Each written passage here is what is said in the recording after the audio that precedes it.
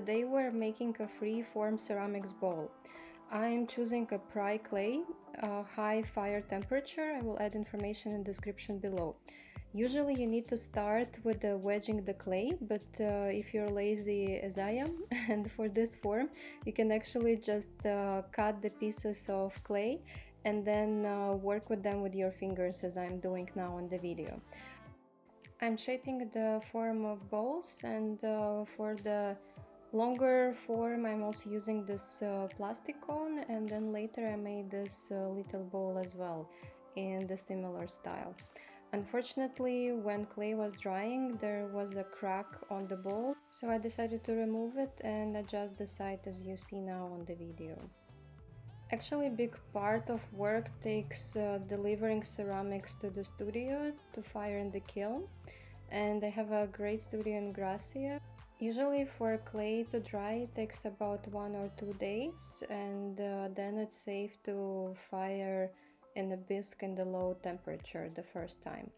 Then I'm picking up the fried ceramic pieces, and they should be ready to glaze. I think glazing is my favorite part of making ceramics because I like painting and I like working with colors. Make sure to choose the glaze that fits temperature of your clay. I mean that it should have the same firing temperature, and usually it's marked with the number of cones on the glaze. I will again leave the information in the description below. Before applying glaze, make sure to shake the bottle, and you can use knife or something else to stir the glaze inside as well.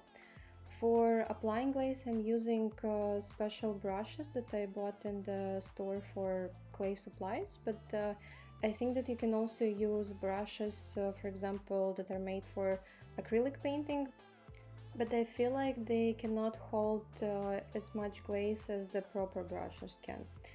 Make sure to apply at least 2 layers of glaze, because if you apply less in the kiln, they can produce bubbles and change the color and like burn out. So it needs to be a thick layer, and usually it's written on the glaze bottle how many layers you need to apply, but from practice I see that at least 2 layers needs to be applied, and then you can already work with more layers. But if you apply too many layers, the clay can run away in the kiln and get stuck to the shelf.